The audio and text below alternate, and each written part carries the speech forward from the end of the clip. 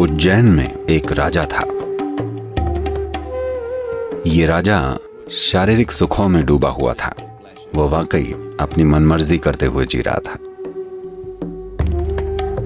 तो उसकी एक पत्नी थी जिसका नाम था पिंगला।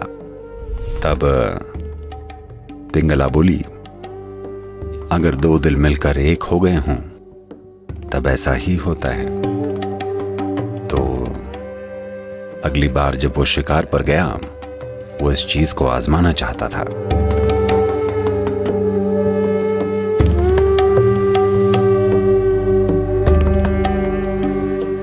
उज्जैन में एक राजा था। उसका नाम था Bhartrihari. He is the one who wrote the Sringara Shatakam and later on wrote the Vairagya Shatakam. ये वही हैं जिन्होंने श्रृंगार षटकम लिखा और बाद में वैराग्य षटकम भी लिखा। श्रृंगार षटकम एक कविताओं की रचना है।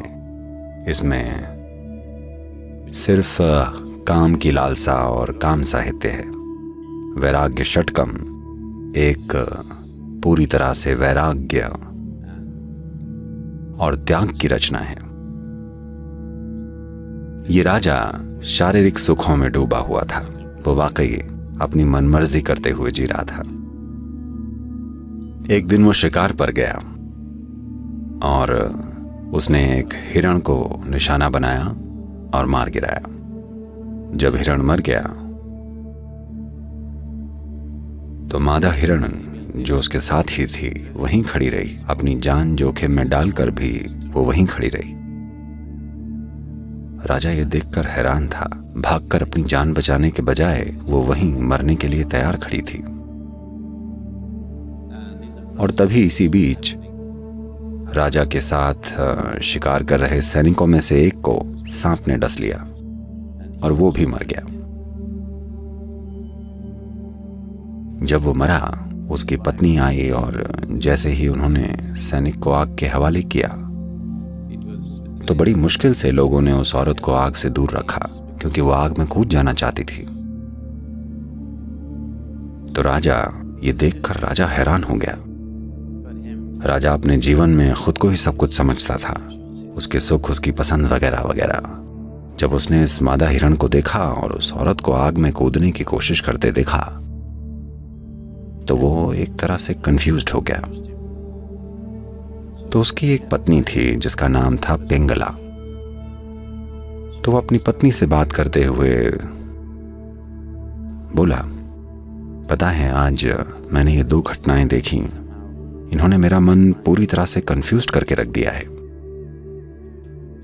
तब पिंगला बोली, अगर दो दिल मिलकर एक हो गए हों तब ऐसा ही होता है।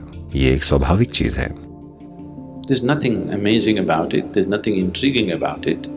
If two hearts are really become one in their experience, this is how it will be. इसमें आश्चर्य की बात नहीं है, हैरानी की कोई बात नहीं है। अगर दो दिल उनके अनुभव में वाकई मिलकर एक हो गए हों। उसने बड़े सहज होकर कहा जैसे ये एक आम बात है। तो इसने राजा को और भी हैरानी में डाल दिया कि उसकी पत्नी भी यही कह रही है। उसके पास 500 स्त्रियां थीं, उसे ये बात समझ में नहीं आई। तो अगली बार जब वो शिकार पर गया, वो इसको आजमाना चाहता था।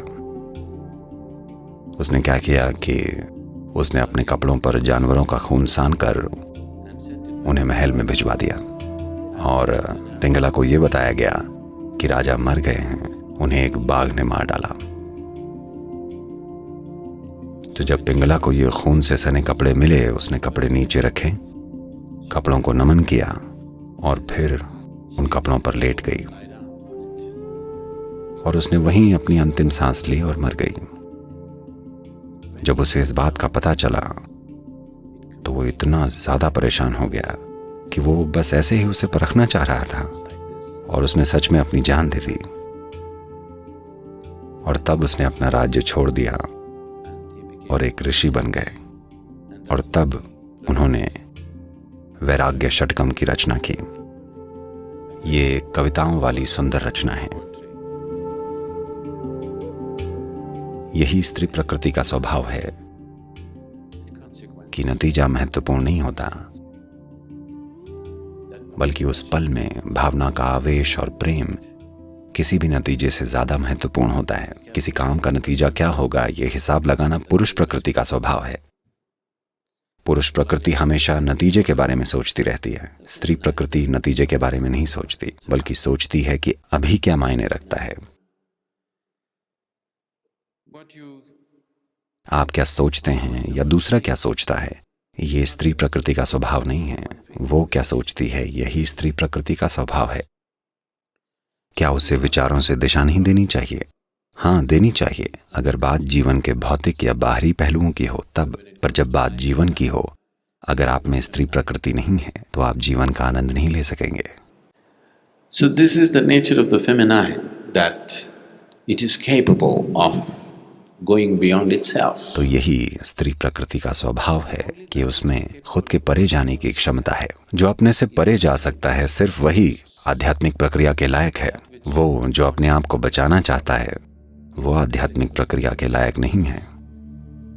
शांभवी एक ऐसी चीज है जो आप में स्त्री प्रकृति को प्रज्वलित कर सकती है, क्योंकि अपने आप को अलग रखे बिना ये नहीं हो सकता। ये कोई ऐसी चीज नहीं है जो आप करते हैं, ये एक ऐसी चीज है जिसे आप होने देते हैं। शांभवी का सबसे खूबसूरत पहलू यही है, आप वाकई ये कर नहीं सकते। सिर्फ तब जब आप इसे होने देंगे, ये एक बाढ़ की तरह आएगी। अगर आप इसे सही से टेक्निकली करना चाहेंगे तो कुछ नहीं होगा, क्योंकि प्रैक्टिस अपने आप में कुछ नहीं करती। जब आप इसे होने देते हैं, तब आपका सबसे भीतरी हिस्सा, जो कि सृष्टि का आधार है, वो पूरी तरह प्रकट हो जाता है।